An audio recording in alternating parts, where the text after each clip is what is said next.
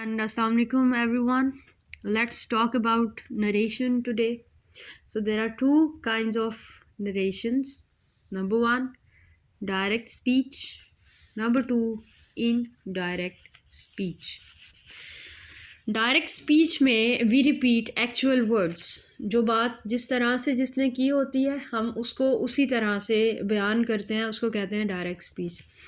Indirect speech में हम हवाला दे के उसकी कही हुई बात को अपने अंदाज में कहते हैं. अब जो डायरेक्ट स्पीच होती है इसकी आगे से दो फर्दर काइंड्स होती हैं. इसके दो पार्ट्स होते हैं. एक पार्ट होता है रिपोर्टिंग स्पीच, दूसरा पार्ट होता है रिपोर्टेड स्पीच. अगर एक जुमले को हम देखें, for example she says I am a teacher. उसने कहा मैं एक उस्तानी हूँ. इसका जो पहला पार्ट होगा जो कॉमा और इन्वर्टेड कॉमा से पहले होगा वो रिपोर्टिंग स्पीच होगा. इसका जो अगला पार्ट होगा जो इन्वर्टेड कॉमास में क्लोज होगा वो रिपोर्टेड स्पीच होगा.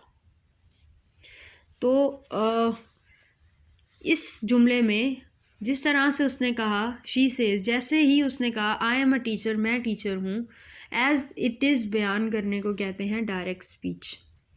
और जब हम इसको कन्वर्ट करके कहेंगे कि उसने मुझे कहा था कि वो टीचर है या वो उस्तानी है, तो उसको हम कहते हैं इन डायरेक्ट स्पीच. ये कुछ शुरू की उनका इंट्रोडक्शन है, कुछ शुरू के कॉन्सेप्ट्स हैं. अगर ये आपको आपके माइंड में रह जाए तो डायरेक्ट इनडायरेक्ट समझना बहुत आसान हो जाता है. So there are 3 points that you guys should remember, जो आपको अच्छे तरीके से समझनी है. पहला जो चेंज होता है वो प्रोनाउन का होता है, अगर ज़रूरत हो तो. अगर ना हो तो उसको आप चेंज नहीं करते.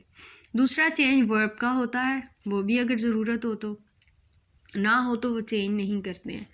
तीसरा चेंज कुछ वर्ड्स का होता है, जैसे यस्टरडे द प्रीवियस डे में चेंज होगा, टुमारो द नेक्स्ट डे में चेंज होगा, सेम डे दैट डे में चेंज होगा. इस तरह के जो वर्ड्स यूज़ होते हैं उनके भी चेंजेस आप डायरेक्ट और इनडायरेक्ट में करते हो.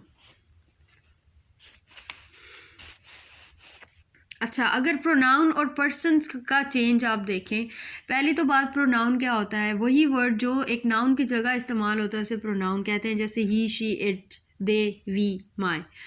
अब जो पर्सन्स होते हैं वो 3 पर्सन्स होते हैं. फर्स्ट पर्सन प्रोनाउन होते हैं, सेकंड पर्सन प्रोनाउन होता है और थर्ड पर्सन प्रोनाउन होता है.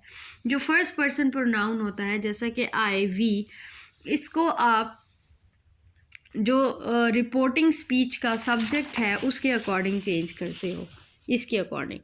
यानी इसमें जो आई है इसको आप रिपोर्टिंग स्पीच के सब्जेक्ट यानी कि शी के अकॉर्डिंग चेंज करेंगे. For example she said I am not happy here. तो शी सैड में शी सैड आई एम जो इन्वर्टेड कॉमा के अंदर जो आई है वो शी के अकॉर्डिंग चेंज होगा. शी सैड दैट, आई जो है वो शी के अकॉर्डिंग चेंज होगा, तो इसको हम शी लिखेंगे सेंटेंस का जो है वो स्ट्रक्चर कंप्लीट करने के लिए. She was not happy there, here convert होगा देयर में. अब ये जो एम को हमने वॉज में किया है ये अकॉर्डिंग टू द टेंसेस हमने चेंज किया है. प्रेजेंट कॉन्टीन्यूस टेंस जो होता है वो हमेशा पास्ट कॉन्टीन्यूस टेंस में होता है. इसी वजह से हमने I am not happy here को she was not happy there में यानी एम को हमने वॉज में चेंज किया है. Is am are present continuous tense का हेल्पिंग वर्ब है और was verb past continuous tense का हेल्पिंग वर्ब है. अगर हम बात करें सेकंड पर्सन प्रोनाउन के चेंज की, फर्स्ट पर्सन आप सीख चुके हैं आई और वी है. अगर सेकंड पर्सन प्रोनाउन को डिस्कस करें तो इसमें आता है यू, और ये जो यू है ये ऑब्जेक्ट ऑफ रिपोर्टिंग स्पीच के अकॉर्डिंग चेंज होगा. अब यहाँ पे एक जुमला था she says I am a teacher, इसमें ये रिपोर्टिंग स्पीच है जो कॉमा से पहले है लेकिन इसका ऑब्जेक्ट नहीं है. तो जिस में सेकंड पर्सन प्रोनाउन यूज़ होगा उसको हम जो ऑब्जेक्ट होगा रिपोर्टिंग स्पीच का, यानी जो इन्वर्टेड कॉमा से पहले आ रहा होगा सेंटेंस का पार्ट, उसके अकॉर्डिंग चेंज करेंगे। और अगर ऑब्जेक्ट नहीं होता तो समहाउ या हम उसको एज्यूम करके हम द स्ट्रेंजर पर्सन करके उसके अकॉर्डिंग चेंज कर लेते हैं। The teacher said to me you are not regular in class. The teacher said to me, मैंने कहा जो यू है जो सेकंड पर्सन प्रोनाउन है वो ऑब्जेक्ट के अकॉर्डिंग चेंज होगा। The teacher said to me that, you जो है वो मी के अकॉर्डिंग चेंज होगा। That I is am are was verb में कन्वर्ट होता है तो आर जो है वो वॉज में चेंज होगा। That I was not regular in class.